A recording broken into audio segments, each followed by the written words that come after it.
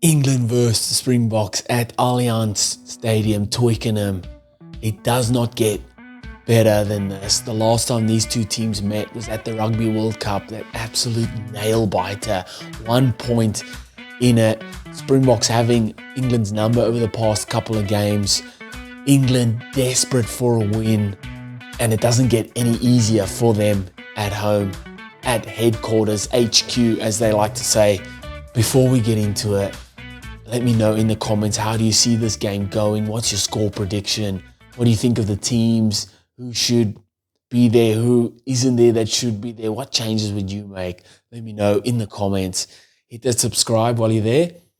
Let's get into it. So we'll chuck both teams up and we'll read both teams. We'll go through both teams first.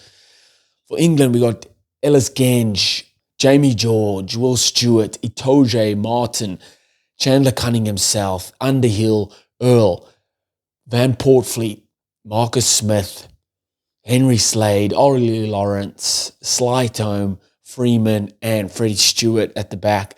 Impact, we got Cowan Dickey, Finn Baxter, Cole, Ezekwe, Alex Dombrandt, Harry Randall, George Ford, and Roebuck.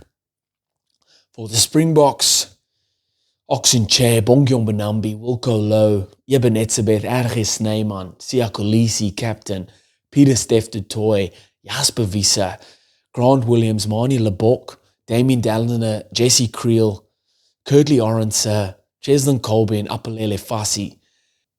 Bomb squad, we got Malcolm Marks, Steenekam, Koch, Elrich Lowe, Quagga Smith, Reinach, Andre Pollard, and Lucanio Arm. Very, very, very strong sides. Apart from there's a few injuries or a couple of changes in the English side, probably both sides strongest sides at the moment, or that they can pick from. And it's going to be a cracking game. Go over to some of the key matchups. My first key matchup is the locks, in the locks. So Itoje and Martin versus Eben Etzebeth and Erge Snyman. Both sets of locks, or I would say at least one of each. So we can go with Itoje for England, probably one of the best locks in World Rugby at the moment. And then Etzebeth for South Africa as well, one of the best locks in World Rugby at the moment. Both sets of locks looking to set the standard physically with for their side, get through a ton of work. How important the set piece and especially a line out is for either side. And I've always said how important a line out is for any team really to set that attacking platform from, because of how far back the defensive line is. You've got time to do a set piece play or get over that advantage line to really build up some steam to get over that advantage line and then set your plays from there. I love that they've gone, Rassi's gone with Snyman and Etzebeth together. Snyman has been in fantastic form for Leinster. And when he strings a few games together, yes, he's had a horrible run with injuries, but he's been playing a few games back to back and it's showing, man, each game getting better and better. They've definitely got the height and weight advantage over England's Itoje and Martin. But man, Martin gets through that donkey works, loves the physical stuff, loves getting involved in the rucks, tackles, carries as well. But so does Itoje. Itoje is like having an extra back row on the field. It gets through a lot of work as well. And I love these matchups. Will we see either or steal a few balls from each other? Definitely. My other key matchup, Marcus Smith versus Marnie Lebok. Both very, very similar style players. Love attacking the gain line. Love running with the ball in two hands. Both have great flair that they bring to the game. Their own style of playing the game, but still very, very similar.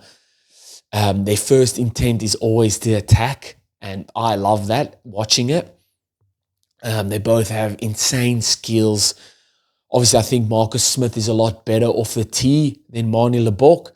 I did also say I think they're going to go with Marnie Lebok and they're going to give him the kicking duties again. There's been a little bit of a break since the last time he had a bit of a blunder off the tee. And to be honest, I don't think it's going to come down to a kick like it did in the Rugby World Cup. I think Springboks are just at a different level at the moment, and how England have been playing. I do think it's two teams that are kind of, I won't say worlds apart, but at a different part of their journey within this group, if that makes sense. For this key matchup, Smith versus Lebok, what is going to make the biggest difference is which forward pack is going forward. Like I've always said this, when your forward pack is going forward, you're getting good, clean ball, quick ball. It's so easy for a fly-off to then just run the show. He knows he can get on the front foot, or he can sit back in the pocket and just look, tell people what to do, where to go. And when he needs to make a kick, he's got time to do so. When he wants to run the ball, he's got time. He's got options either side of him. And on the other hand, if you're going backwards, you're getting scrappy ball. You're getting ball with a lot of defenders in your face. Decisions are rushed. You make erratic decisions as well, or you try and pull a cat out of the bag or a rabbit out of the hat, and you make silly decisions.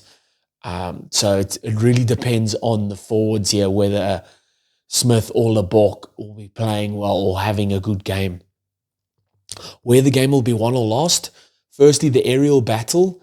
I think that we've seen England with their cross kicks, whether it's off 9 or off 10, and not necessarily flat cross kicks, more high contestable ones. And with guys like Slytome, Freeman and Freddie Stewart at the back.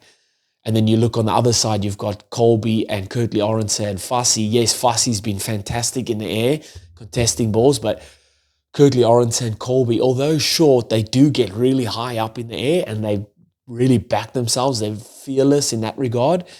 But a height advantage or disadvantage does play in your favor or against you when it comes to these high contestable kicks.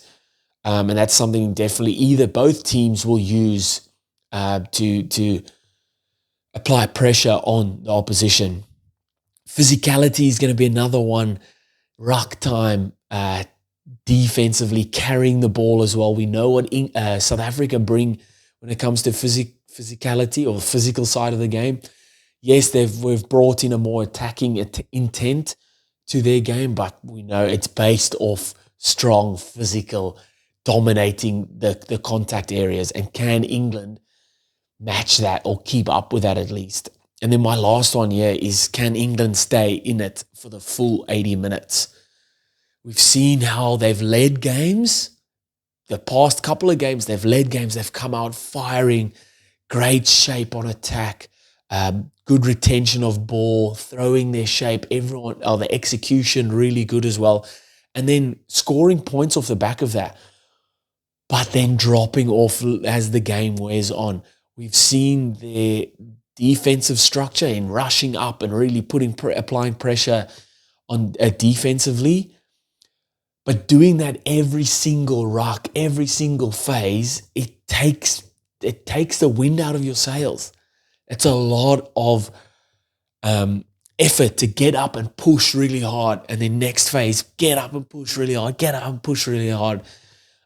Your outside players making erratic decisions to push in. If they get beaten on the outside, it's game over. You have massive overlaps in that regard. So that's probably the biggest thing. And yes, it's definitely something that they've seen and they've noticed and they're going to work on. But it's, can you then deliver it against the best team in the world at the moment? And staying in the game for a full 80 minutes, because we know what Springboks bring on later in the game. That bomb squad, yes, both teams have gone the 5-3 split, but still, you got guys like Kwagga Smith, Elrich Lowe, Malcolm Marx, Gerard Steenekamp, Vincent Koch, then even Andre Pollard, Kobus Reinach, Lucanio Am to come onto the field in those last 20, 30 minutes. That's tough, man. If you're not leading by a long way, then man, it's an uphill battle. And we've seen how England have really struggled in the last 20, 30 minutes. Oh man, it's going to be good. Let me know in the comments what you guys think. How's this game going to play out? What's your score prediction? I'm going South Africa by 10 to 15 points. It's going to be a step too high for England off the back of very tough games. England are desperate though. We know, man, what teams can do when they're desperate. So not looking too far past England winning this game, but I'm going South Africa 10 to 15 points. Let me know what you guys think in the comments. Hit that subscribe if you haven't already. And I'll see you next time. Bye.